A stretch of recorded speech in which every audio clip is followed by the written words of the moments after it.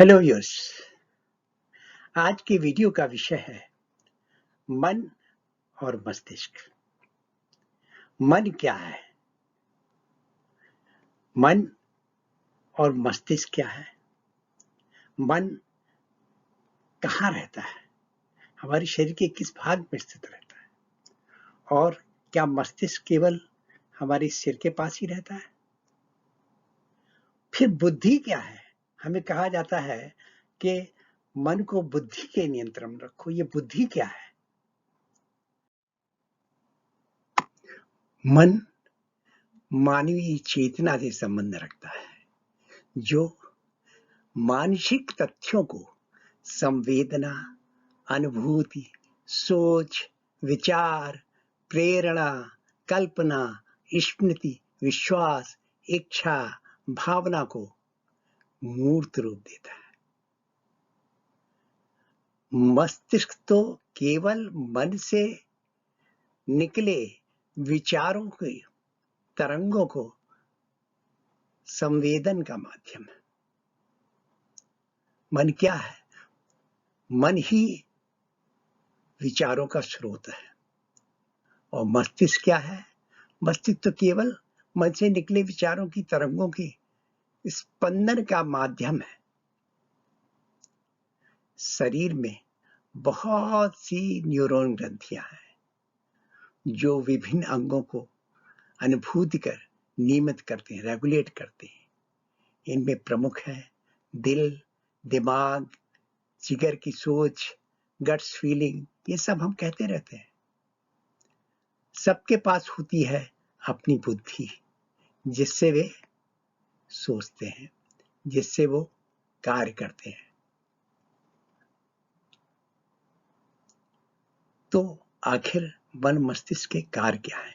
मन मस्तिष्क को किन कार्यों के लिए प्रेरित करता है? सबसे पहला है विवेक। मन विश्लेषण करने की शक्ति प्रदान करता है। हम निर्भीक विश्लेषण कर सकते हैं। किससे?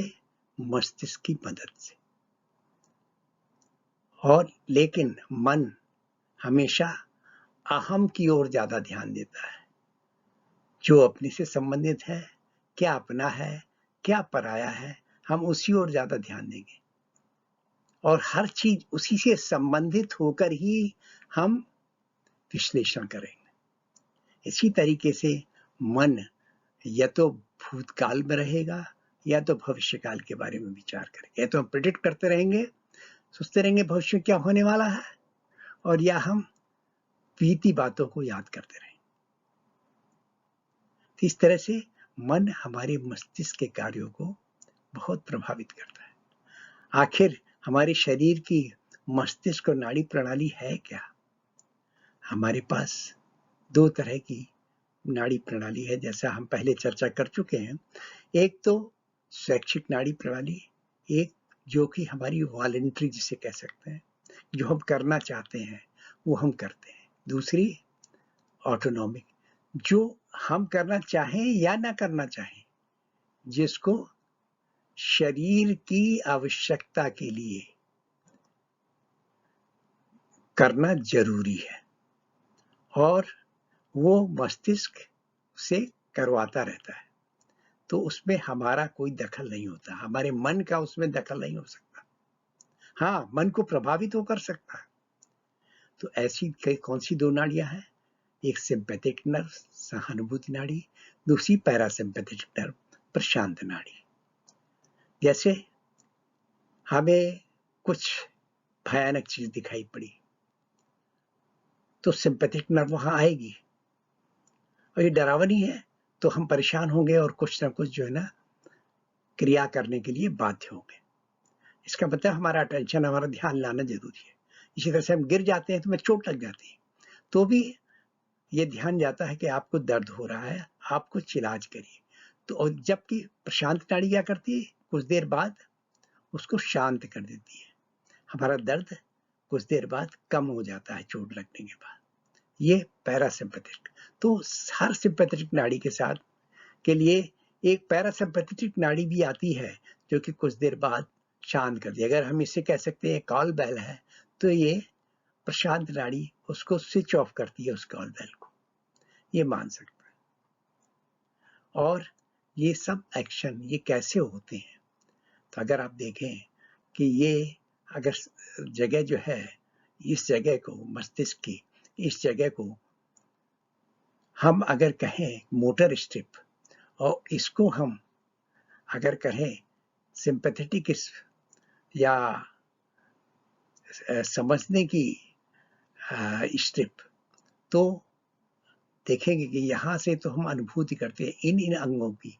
ये सारे शरीर के सब अंग इसमें हैं। इन अंगों की अनुभूति हम इस जगह करते हैं, और हम इन अंगों से क्या क्रिया कराना चाहते हैं, क्या एक्शन करना चाहते हैं, वो हम इस पोर्शन, इस भाग से की मदद से करते हैं। अगर आप देखें कि पूरे मस्तिष्क को हम 3 भाग में विभाजित कर सकते हैं, अग्र मस्तिष्क, मध्य मस्तिष्क और पश्चिम मस्तिष्क। अग्र मस्तिष्क क्या है? सबसे बड़ा हिस्सा ये सेरेब्रम का प्रमस्तिष्क गोलार्ध जिसे कहते हैं, ये सबसे बड़ा हिस्सा है जो हमारे सामने इस तरह से दिखाई दे रहा है, ये सेरेब्रम प्रमस्तिष्क। और इसको हम 4 भागों में विभाजित कर सकते हैं, frontal lobe, parietal lobe, occipital lobe और टेम्पोरल लोब। तो अगर आप देखें कि ये जो हिस्सा है ब्योचा एरिया, ये हमारी वाणी का एरिया है जिससे हम बोल सकते हैं। ये इस के माध्यम से ही हमारी जबान चलती है, हमारे चेहरे में वो सब ट्विस्टिंग आती है, वो सब मोड़ आता है जिससे हमारी आवाज, शब्द निकल सके। इसी तरीके से जो ये एरिया है जो कि टेम्पोरल लोब और पैरिटल लोब के पास है, फ्रंटल लोब इस सब एरिया को के पास है, इस जगह को हम जो है वो हमारी भाषा देने को मदद करती है। ये हमें भाषा को, किसी भी बात को समझने में मदद करता है, जिससे कि जो भी अनुभूति हमें होती है हम भाषाबद्ध कर सकते हैं, समझ सकते हैं, इसको बोल सकते हैं। अगर इस तरह से देखा जाए कि मस्तिष्क के जो हमने भाग बताए, प्रमस्तिष्क, थैलमस, तो जो भी अनुभूति करते हैं वो थैलमस में आती है। फिर लिम्बिक के द्वारा हम उसमें भाव को, अपने भावनाओं को व्यक्त कर पाते हैं। इसके बाद मध्य मस्तिष्क इसके बीच में है जो कि हमें दिखाई नहीं दे रहा है, और पश्चिम मस्तिष्क ये सेरेबेलम और ये आपका मेडुला ऑब्लोंगाटा, ये पोन्स, ये सब हिंड ब्रेन या पश्चिम मस्तिष्क में आता है। अब इसी को, मस्तिष्क को हम जरा और विस्तार से समझने की कोशिश करते हैं। जैसे हमने कहा कि ये ब्योचा एरिया का एरिया जो हम, जिससे कि हम बोलने की शक्ति जो प्रदान करता है, इसे हम वाणी क्षेत्र कहते हैं। ये फ्रंटल लोब की बाएं तरफ होता है।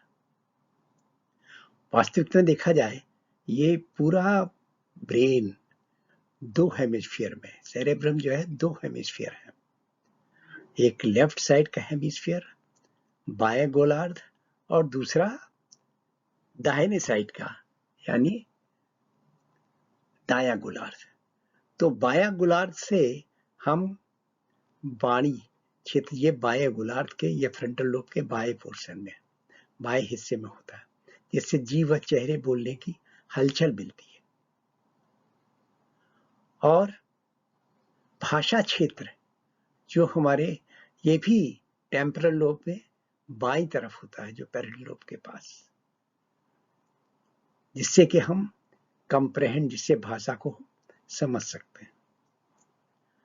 जैसे अभी मैंने बताया कि रेटिकुलर क्रियान्वयन प्रणाली है जो कि मन, जिसके द्वारा हमें प्रभावित करता है, हमारे मस्तिष्क को प्रभावित करता है। इसी तरीके से जैसे हम बहुत सारी कारें देखें, लेकिन जो हमारे कार के नंबर के नजदीक होगा शायद वो हमें ध्यान रहे, या हमारे कार जिस रंग की उस रंग की हो तो शायद गाड़ी वो ध्यान रहे, लेकिन हर एक हमें ध्यान नहीं रहेगा।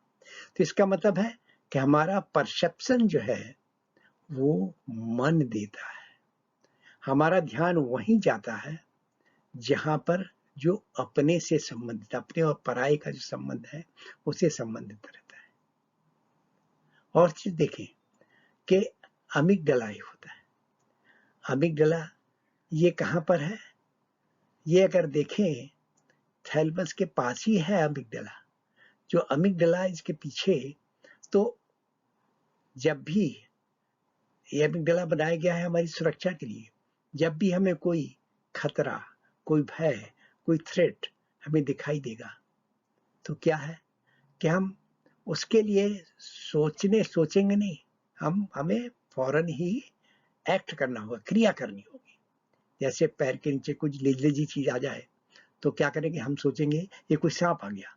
जब सांप आ गया तो हमें सांप से बचने के लिए फौरन ही पैर हटाएंगे, दौड़ेंगे या भागेंगे। तो ये क्यों? क्योंकि इसलिए चाहे वो फिर रस्सी ही क्यों ना हो, लेकिन ये अमिगडला जो अनुभव करता है वो फिर वो सेरेब्रम में नहीं जाता, वो सीधा इंटरन्यूरॉन के द्वारा हमारे एक्शंस में आ जाते हैं। लेकिन इसका मतलब है कि अमिगडला एक ऐसी जगह है जहां पर हमारी सारे सोचने विचारने के दरवाजे बंद हो जाते हैं और हम जब भय का अनुभव करने लगते तो हमें तनाव हो जाता है और उससे फिर हम हाइपोथैलेमस के द्वारा हम बहुत सारे स्ट्रेस के हार्मोन रिलीज करने लगते। इसका मतलब क्या है कि ये अमिगडला भी एक बहुत महत्वपूर्ण चीज है, हमें इसको नियंत्रण में रखना बहुत जरूरी है और मेडिटेशन के द्वारा हम इसको नियंत्रित कर भी सकते। इसी तरह से एक हिप्पोकैम्पस जो कि हमारी स्मृतियों का भंडारण की सूची रखता है, इसे नियंत्रित करता है कि टेम्पोरल लोब में गहरे अंदर सीखने व स्मरण हेतु ये बनाया गया है हिप्पोकैम्पस ने।